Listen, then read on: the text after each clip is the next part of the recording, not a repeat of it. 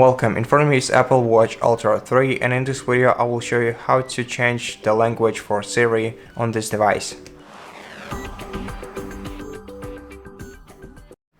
So first of all, unlock your device, then open the list of all applications by pressing the digital crown button,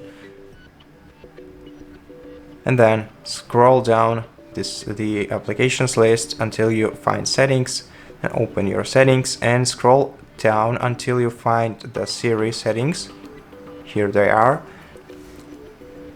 Tap right here, and now to change the language, scroll down until you hit the language option.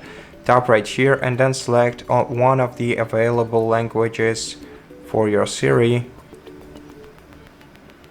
Tap on it, and this way your Siri language will be changed. If you tap back, as you can see, the language is Swedish, and right now Swedish will Siri will speak Swedish.